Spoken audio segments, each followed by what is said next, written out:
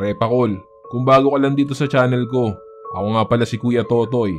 Nagbabasa ako ng mga horror stories at mga dark histories dito sa aking channel.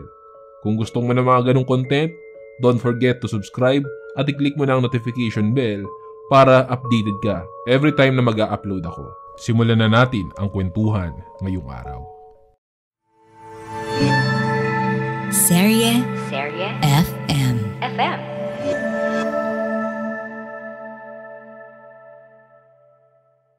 Ang nakaraan sa Kilabot Pinoy Horror Stories. Ganun pa rin ang setup. Sunod-sunuran ako sa kanya. Palabas na kami ng highway at halos wala ng katao-tao sa paligid. Ako na lang at si Rafael. Kasi sigurado ako na hindi tao si Rafael. Wala siyang anino at kanina ko pa napapansin iyon habang naglalakad kami. Nawawala na ako ng pag-asa nung may narinig akong isang motor. Narinig ko na nagmura si Rafael. Humarang sa daraanan namin yung motor. Nagngitian si Sam at si Rafael. Magpapalusot pa kayong dalawa. Inisa-isa ko yung mga pangyayari na naibigay sa akin ng konklusyon na aswang kayo. Naaalala ko pa rin yung biglang paglitaw mo nung dapat hahampasin ni Kuya Pyok si Dean, yung 3 manghihilot. Pati yung dun sa 7 lalaki na binugbog mo. Hindi normal yon. Hindi normal. Hindi kaya ng normal na taong gawin yon. Aswang ka! Aswang kayo! Sabi ko. Aswang ka naman talaga, di ba? Hindi ako takot sa'yo, Sam. Sa ilang taon nakilala kita, wala ka namang ginawang masama sa akin eh. Sa pamilya ko. Pinakitaan mo pa nga kami ng mabuti eh. At naniniwala akong mabuti ka. Kasi kung masama ka, baka matagal mo nang nilapang si Dean. Di ba? O kaya naman yung mga kaklase nyo. Pinakitaan mo kaming lahat ng mabuti, Sam. Kaya nagtitiwala kami sa'yo na hindi mo kami sasaktan. Sabi ko. Sa pagsapit ng gabi at pagbigkit ng iyong mga mata, lagi mong itatanong, ligtas ka ba?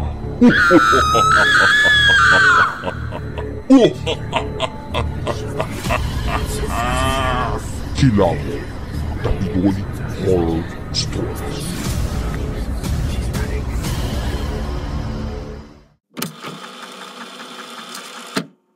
Explain ko lang sa abot ng aking makakaya yung ability ni Dean. Ganito yan.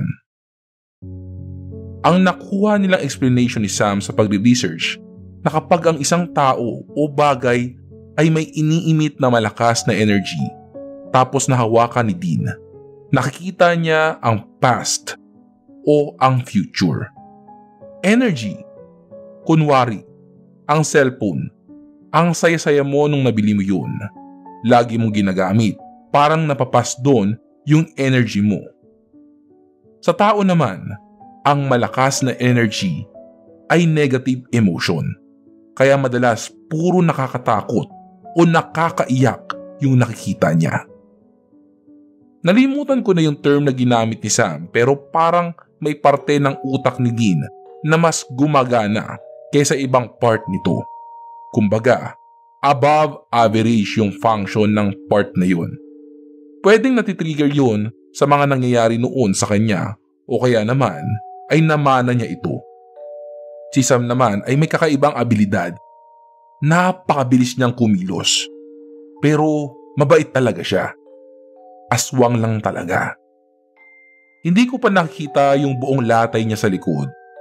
Pero nung tinanong ko si Dean kung anong tungkol doon, sabi lang niya ay tanungin ko na lang daw si Sam.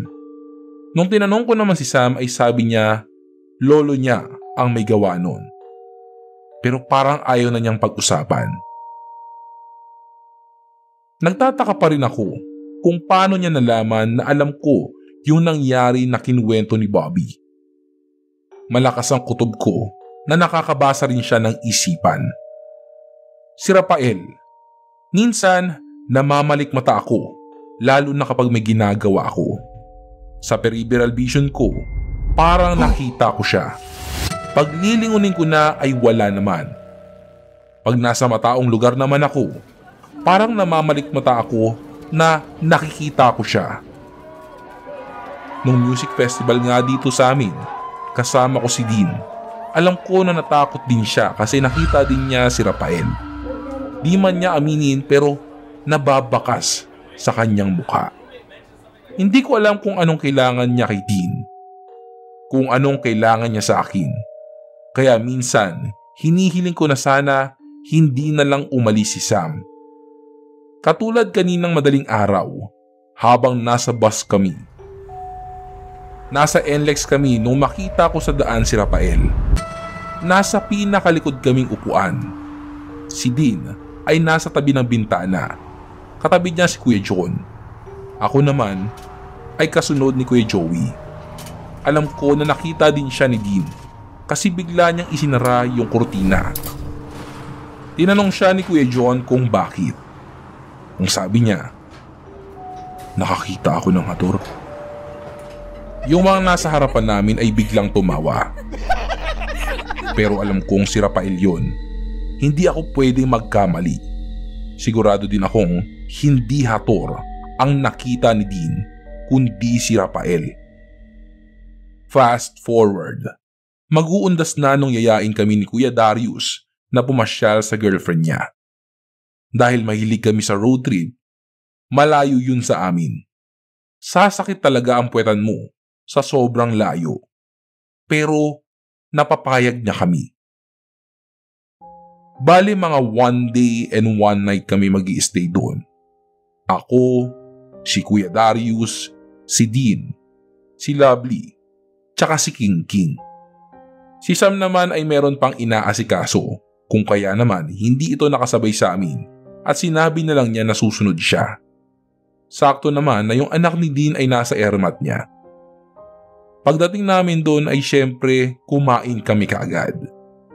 Malapit sa ilog yung bahay ni Gemma, ang syota ni Kuya Darius. Si Dean tsaka si Love hinintay si Sam sa barangay hall. Nauna kami nila King King sa may ilog. Malinis yung ilog. Kita mo yung paa sa sobrang linaw ng tubig.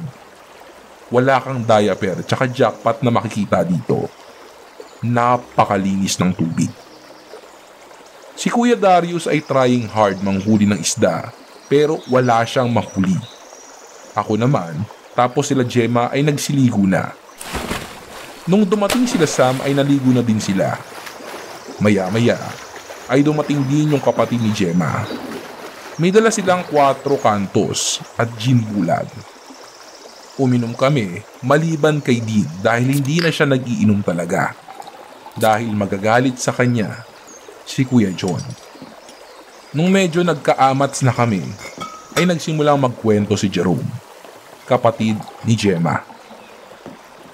Alam nyo dyan sa may ilog, alam nyo, taon-taon, may kinukuha dyan sa ilog. Ayan, yung ilog na yan. Kaya hindi kami pinapayagan ni tatay na maligo dito kapag piyesta. Hindi nga matukoy kung ano ba yung nangunguha na yun, kung engkanto ba, aswang, walang may alam. Basta isa lang ang sigurado. Tuwing piyesta, mayroong nawawala dito. Katapatan ko si Dean. Kumakain ng bayabas tsaka kamatsile. Ako naman ay nakatalikod sa ilog, tapos siya naman ay nakaharap. Katabi niya si Love. Ay nako, oo nga eh. Ang daming nababalita dito. Ang dami daw nawawala. Mapabata, mapamatanda, lahat kinukuha. Walang sinasanto. Sumiksik ako kay Kuya Darius. Ang ginawa ni Kuya Darius, binago niya ang topic. Alam din niya kasi yung kay Dean. Ilang beses na sinabihan siya ni Dean nung mag-boyfriend pa lang sila ni Kuya John na iwasan niyang magmotor muna. Hindi siya nakinig. Na-aksidente tuloy siya. Kinailangan palitan ng bakal yung buto niya sa binti. Tapos itong si Love naman, nung nasa kainitan kami ng pagkekwentuhan, ay biglang tumayo. Hindi ko napansin. Nagbiruan pa kami ni King King na baka iihi o tatai lang. Sam, nakita mo ba si Lovely? Parang kanina pa siya nawawala eh. Nakakapagtaka, tsaka nag-aalala na kami. Pauwi na kami at doon lang namin napansin na wala na pala si Love. Si Dean ang unang nakapansin. Si Sam, hindi sumagot agad. Una ay parang wala siyang naririnig. Magtatanong sana ulit ako pero pinatahimik ako ni Dean. Nakapikit si Sam. Yung nagkaka-wrinkles yung gilid ng mata niya sa sobrang diin ng pagkakapikit nito. Mauna na kayo. Hahanapin ko si Love. Sagot ni Sam.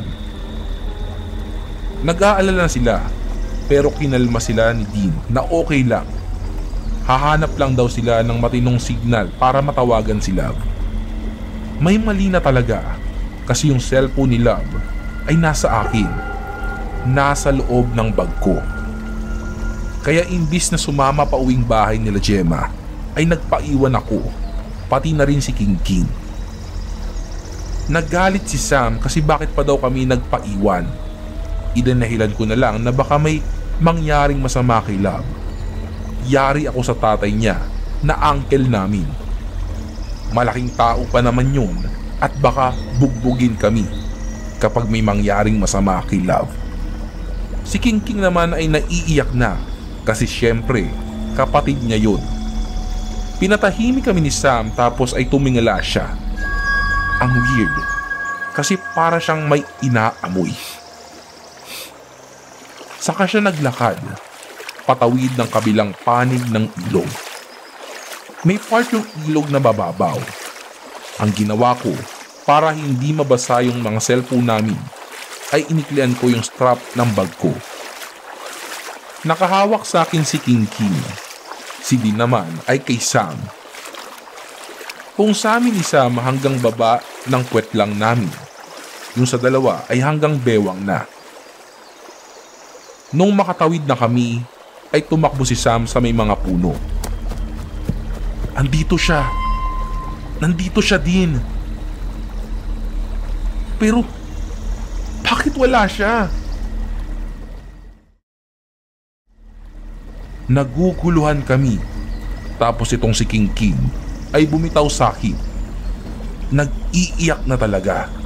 Kasi sa may silong ng isang puno ng sampalok, nandun yung isang tsinelas ni Love. Pinatahan siya ni Dean, kaso ay nagwawala pa rin ito. Na out of balance sila. Napahawak si Dean dun sa may puno. At ayun nga, natulala siya. Yung tulala na ang layo ng tingin.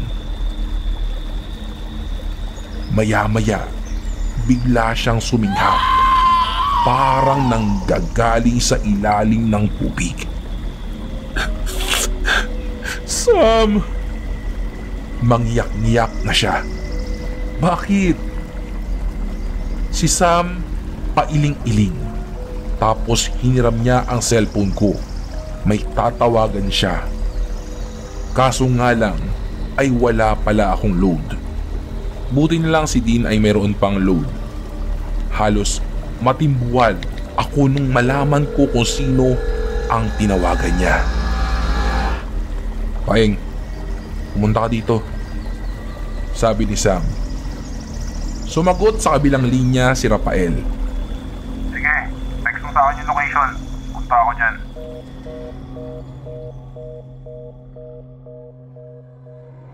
Iniuwi ko si King King kila Gemma. Sinabi ko na rin sa kanila na nawawala si Love. Pero hindi muna pinasabi ni Dean kay Uncle Tolitz. Naiwan sila Sam doon, tapos ako yung pinagsundo kay Rafael dun sa may hall. Nakakagago, di ba? Alam naman nilang takot na takot ako sa kanya, tapos ako pa yung pinagsundo kay Rafael. Pagdating ko sa hall ay nakita ko si Rafael na nakikipagkwentuhan sa mga tanod. Tahimik lang kami, pero ako, umandar na naman ang utak ko. Kasi naman wala pang 10 minuto na tinawagan siya ni Sam, tapos ay nandun agad siya. Ang bilis ng pangyayari. Pagkakita sa kanya ni Dean, medyo lumayo siya at tumabi siya sa akin. Halata talaga yung takot sa mga mata niya.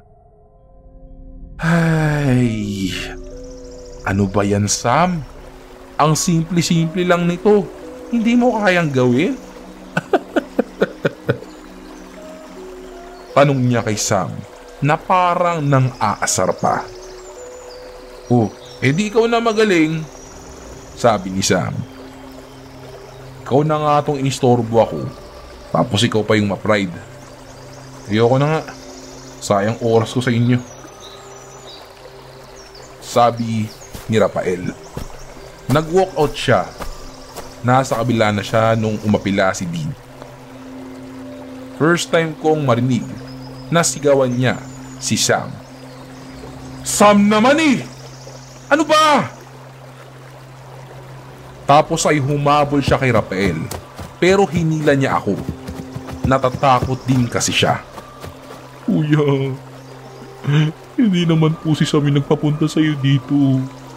Ako po. Sige na kuya, tulungan mo naman po kami. Please po.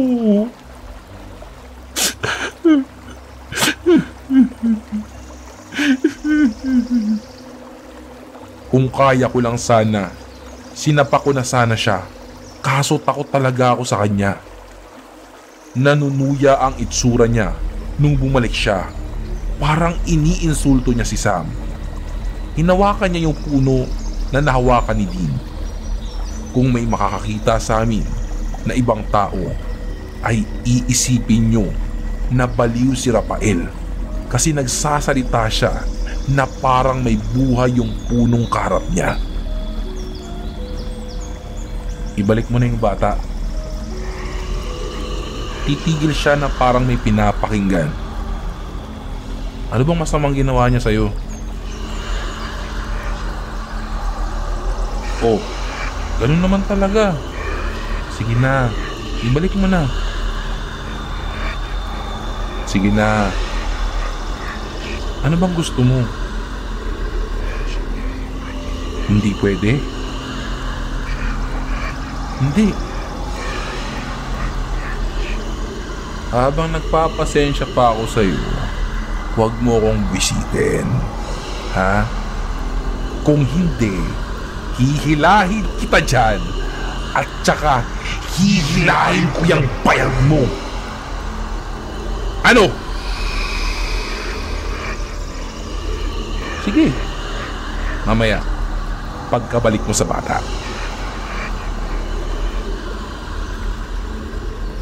Pagkasabi niya noon ay minarinig kaming sumisigaw sa gitna ng ilog, sa malalim na parte.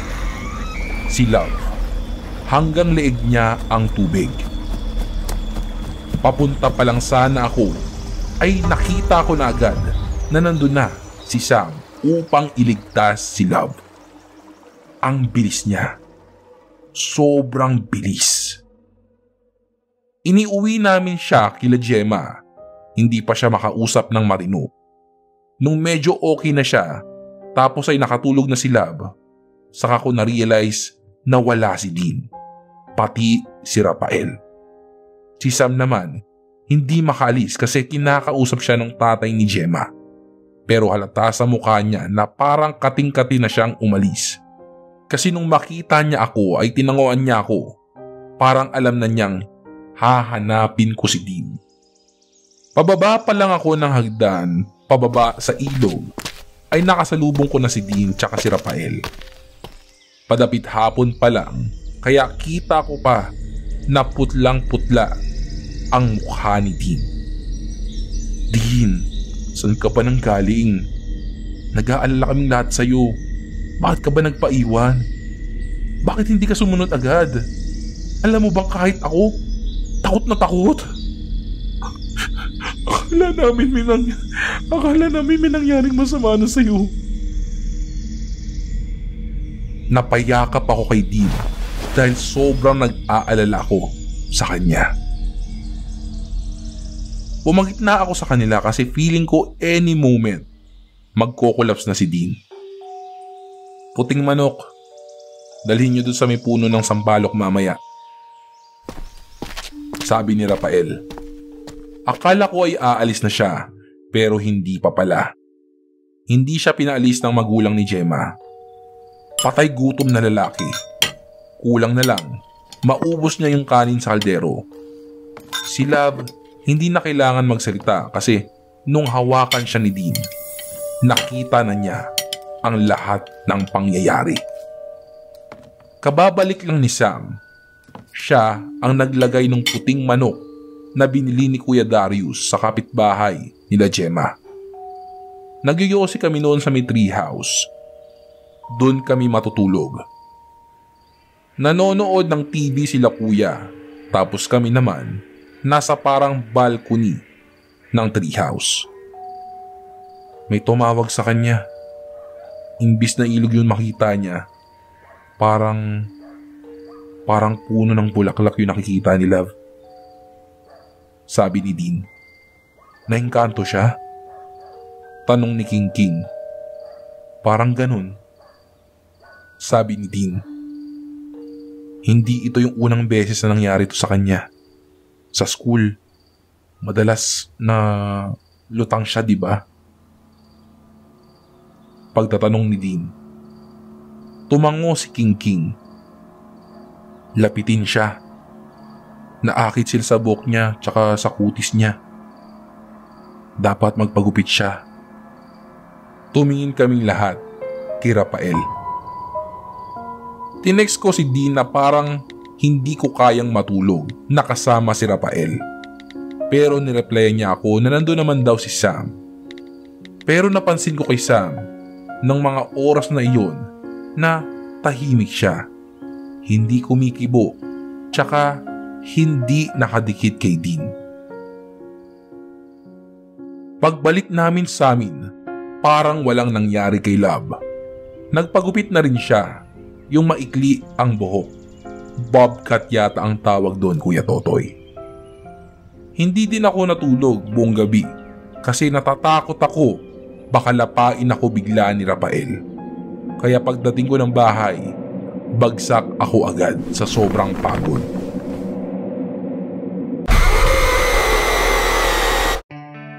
Nagustuhan mo ba ang kwento natin ngayon sa Kilabot Pinoy Horror Stories? Like and subscribe na sa aming YouTube channel. Give us 5 stars rating. Kung may sarili kang nakakatakot na kwento, ipadala ito sa aming Facebook page o sa kilabotstories2021@gmail.com. Huwag kalimutang i-click ang follow button at notification bell sa Spotify para sa updates sa bagong episodes. Hanggang sa susunod na kwentuhan mga repakol. Paalam!